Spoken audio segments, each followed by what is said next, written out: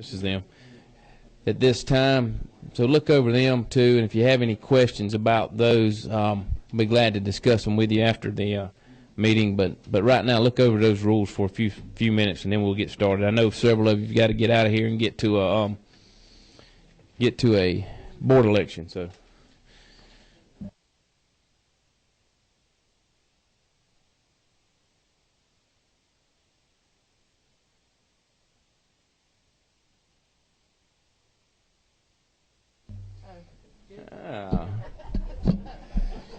Why are you hiding? Why are you hiding?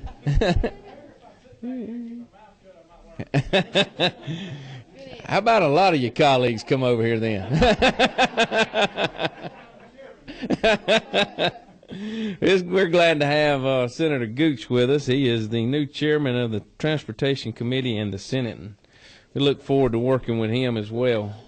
You got some big shoes to fill, no pun intended. My senator you're talking about. And my friend. All right, has everybody had a chance to, well, before we get started on our rules, you know, I know we'd like to have everybody introduce themselves, but most of you are returning members, and I know you've got to get to DOT election, so I do want to introduce to y'all and allow them to introduce themselves. We have 4 new members of our Transportation Committee, and we want to welcome them here today. If y'all would punch your button so I can see which number you are. Okay. Number, let's see, John, I think you're number 8. I am. Okay, you're on. My name is John Deffenbaum from District 1, which includes Dade and Walker County up in the extreme left-hand corner bordering Tennessee and Alabama. Look forward to serving and providing, I'm gaining a lot of information that I can use back home. Thank you very much. Thank you, and we're glad to have you here on the committee as well. Next, let's see, 26, is that many? Representative Ballinger. My name is Mandy Ballinger. I represent the 23rd District, which is the north half of Cherokee County, so I'm also hooked down and get a bit of Ackworth. So I have 75, 575, and 140, and 20. Probably the most congested roads in the state in my district. Yay. So I'm looking forward to serving. Well, we're glad to have you too, Representative Ballinger. Representative Watson. Sam Watson, District 172, parts of Moultrie, Colquitt County, Tift County, Thomas County in South Georgia. We're definitely glad to have another South Georgia boy. We're glad to have you, Thank you here as well. And he and I share Tift County together, so we'll get to spend a lot of time together as well. All right, let's see. Representative Waits.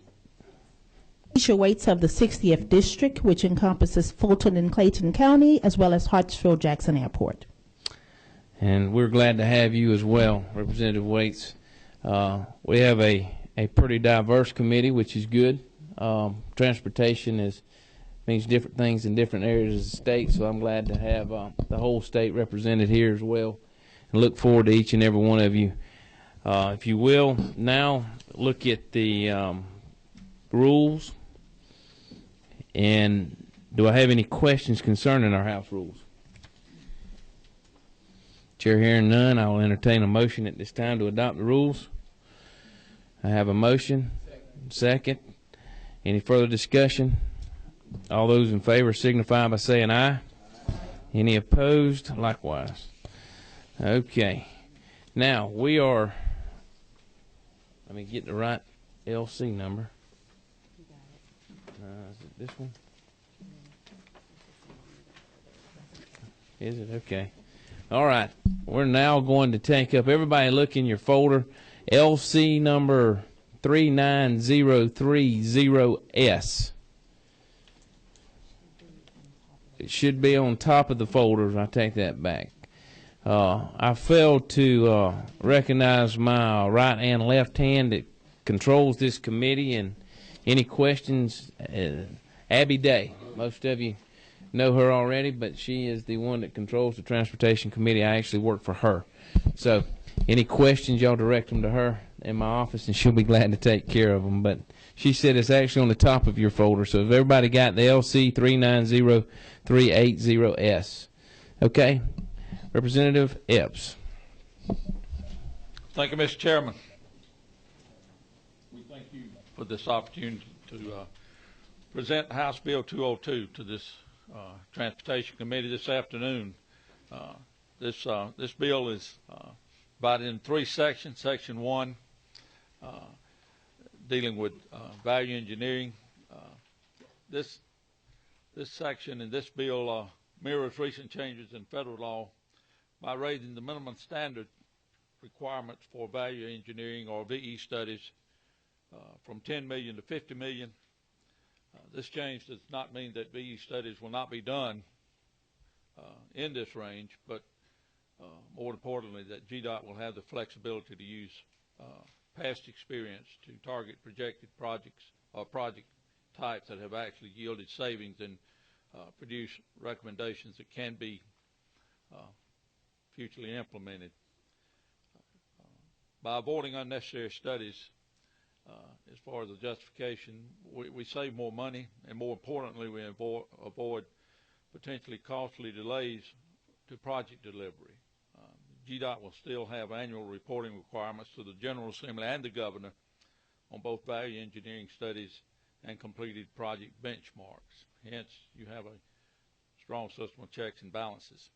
Section 2 deals with the exemptions from congressional balancing. This section involves some very select exemptions for this. Congressional balancing is a topic that sometimes is perceived as a hot topic before this committee, but I believe the changes that are here before us today are ones that everyone from every corner of this state can support.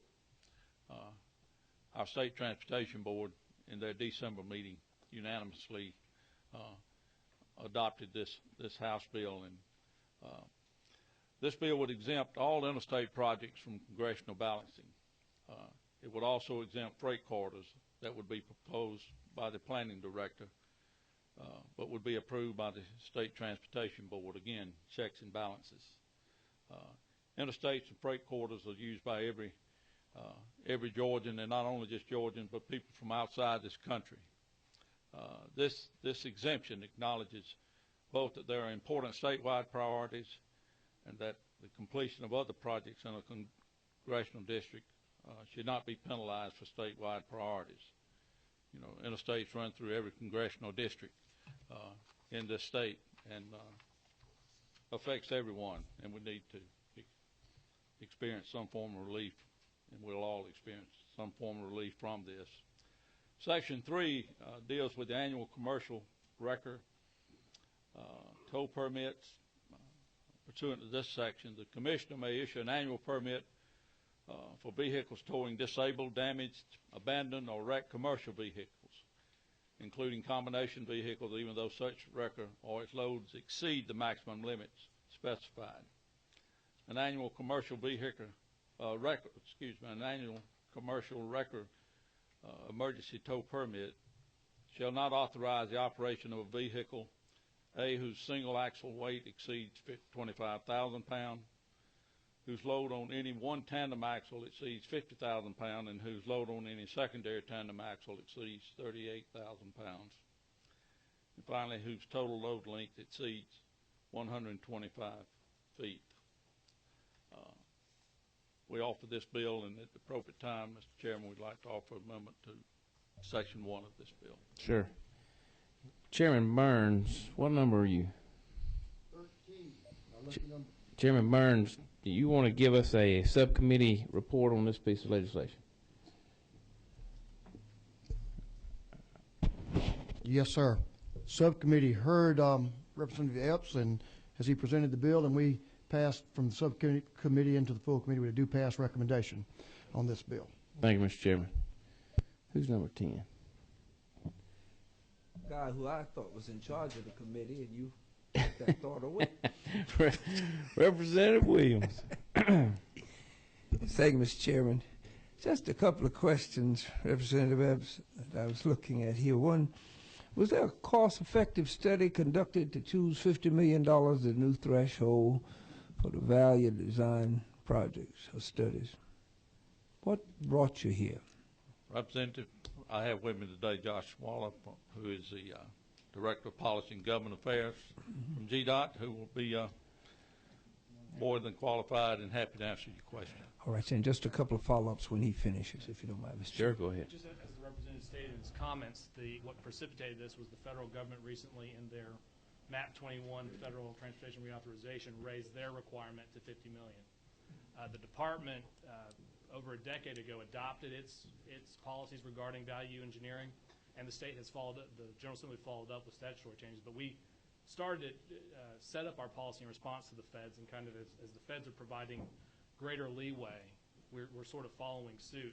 Just for the purpose of it doesn't mean you won't conduct the value engineering study, but if you've got past experience to tell you that a certain type of project doesn't yield savings, you don't need to spend that money to do the study. That's basically providing that flexibility. And so when the federal government moved, that was what precipitated this. Two follow-ups, if I might. Sure, go ahead. What's the amount of funding going toward the Eisenhower Highway? And I know that's Fed money.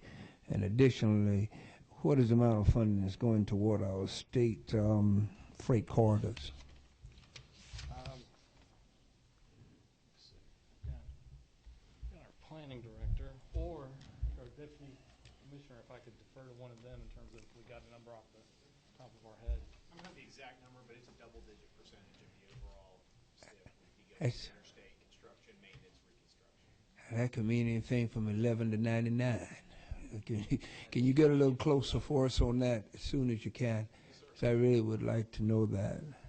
And finally, Representative Epps, back to you, and if I could, why the increase on commercial record service? I understand that they've wanted it a while, but we're in a period where money is being cut. That's going to further tax the maintenance of highways. Is this a good time to be increasing weights? You want me to answer that, Representative? We defer, Chairman. Representative Williams, and I don't mind you asking Representative Epps, but in all honesty, this was my section that I tried to add in there. Oh, come on down here. So if you don't mind, I'm going to stand up here and talk about it. All right, okay. Actually, if you remember, last year we passed the bill trying to help with emergency tow records, and the situation was that they were out there trying to get semis off the highway so that we wouldn't block in the interstates and wasn't backing up traffic and all. So we tried to go in and develop a piece of legislation that would allow them to have that permit. And this is not something that they're out there doing every single day up and down the road, all of them, but allow them that emergency tow permit in the situation that there is a semi that is either wrecked, broken down, abandoned, whatever it may be, is causing to be able to hook to those and get them out of the way. One safety and one for traffic congestion relief. What we're trying to do here is nothing that we didn't already basically have last year, except for some of the problems trying to clarify with public safety and through GDOT. We've had, and GDOT of no fault of their own, it's in their fault, but trying to get the permits right. We had a situation where the permit said 100,000, it actually needed to go to 125. You think about it, you got a 40,000-pound record hooking to an 80,000-pound truck, you're overweight. So they're going to correct that through the permitting process. This other part of it was to try to get in there, and they were getting tandem tickets for being overweight on their tandem and their axles. This is trying to clarify that as well, to give them a little bit of relief there so they're not getting tickets for getting these out of the way. But on the other hand, trying not to get to the point where we're damaging our bridge structures and all throughout the state. We hope that where we're at now is going to solve this issue as we move forward, but we'll see. We're actually still looking at data from public safety and all to try to get that, but this is the best data we got. It's just trying to help these guys. I can appreciate that. And finally, I would hope that we would, as I certainly understand the weight requirements when you're trying to move big semis, I wish we would monitor if we've helped congestion at all. If we're moving, if it's taking 4 hours now, and we increase this, and it's taking 4 hours 3 years from now, what we were expecting to happen didn't happen. You know, and all we did was increase some weights and didn't get any results. I actually don't. To answer your question, this I don't think is going to make it any help solve any more congestion relief from the standpoint of what we're doing here. We're trying to get these guys to where they're legal to be able to get them out. I mean, they're already moving these wreckers. These wreckers are already moving these trucks. This is just trying to get them where they're not getting tickets for something that we want them to do. I mean, when you take a 40,000-pound wrecker and hook to an 80,000-pound semi, I mean, it's not hard for us to do the math to know that they're over 100,000 pounds and they're getting tickets as well. But I think that what this does is just help with them and clarify for public safety and all. Right now, where there's a little bit of gray area out there, this helps to clarify it, and that's simply why we're trying to put this and define it. So hopefully that you and I don't have to deal with this issue again. All right. Thank you, sir. Any other questions to Representative Epps? This time the chair will entertain a motion. Do I hear a motion? Do pass? I got a motion? Second. Got a second. Any further discussion? Representative Epps, you have an amendment to offer? We do, Mr. Chairman. Since this bill was drafted, we've realized that we needed to expand it. Section 1, line 14, we have, except for any project procured in accordance with Code Section 32-2-81, we need to expand those code sections to include 32-2-79 and 32-2-80. These two code sections dealing with public-private partnerships that are already in the exempt status. Okay. So it just adds clarity to the bill. Any other any questions to Representative Epps regarding his amendment? All right, he's made a motion that we amend this. Do I hear a second? I have a second. All those in favor of the motion to amend line 14 to include 32-2-79 and 32-2-80, all in favor signify by saying aye. All those opposed? Chair hearing none. All right, now we are on LC 390380S as amended. Do I hear a motion? I have a motion and a second. All those in favor signify by saying aye. All those opposed? Thank you. Thank you, Representative Epps. Thank you. Thank you, Josh. Josh, do you actually want to introduce yourself to committee members here actually while you're there to let them know who you are? Josh Waller with the Department of Transportation. I'm the Director of Policy and Government Affairs. Started with the department back in August. Came by the Governor's Office of Planning and Budget. Before that, I was his Transportation Policy Advisor. So look forward to working with this committee as we move through this session. Look forward any way I can be of assistance. Please let us know. Thank you, Josh. We appreciate it. Toby, you want to introduce yourself, the Planning Director? Most everybody here probably knows who you are, but Thank you, Mr. Chairman, and good to be with you, returning members again. Congratulations to the new members of the committee. I look forward to working with you. My name is Toby Carr. I'm the Planning Director for the Department of Transportation. As you know, that job was appointed by the Governor and confirmed by the House and Senate Transportation Committee. That came on May 1 of last year and was confirmed through the summer through the House and the Senate. Happy to work with any of you on any issues that you have, but in essence, I work on creating the STIP, which is the 4-year transportation plan for the state. It involves all the dollars we spend on transportation projects that involve federal funding, and setting that in motion, working with the commissioner to set a program that we can deliver on time and on budget. So I look forward to working with you. Thanks. thank you. Representative Williams, you got a question or a comment? Address Mr. Carr. I wanted to let you know that we appreciate him and looking forward to working with him. He came to Liberty County right after he was confirmed, and I wanted to let the other members of the committee know that you are getting in line behind my projects. Thank you, Joe.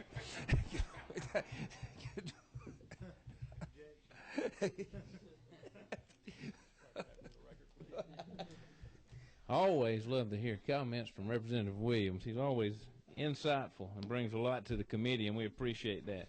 Again, look through, look at the subcommittees that we've assigned. You've also got in your folder the road naming procedures. If any of you have any questions about that, Abby Day is who you will contact, not me. And also there is the Intelligent Transportation Society of Georgia and the Institution of Transportation Engineers of Georgia would like to invite everybody to the reception February the 20th down at the Railroad Depot from 5 to 7. You have a sheet in your folder as well. It's a confidential information form. If y'all don't mind, fill it out. We don't give out your personal information to anybody else. This is simply for us in our office in case we need to contact you for any reason, that we'll be able to get in touch with you, especially when we start getting into the latter part of the session and committee meetings may occur at the spur of the moment to try to get some last-minute legislation moved. And there again, if you have any questions about the subcommittees, please feel free to come by and talk to me. We'll discuss them with each and every one of you. Any other comments from any committee members? If not, we're adjourned. Thank y'all for coming.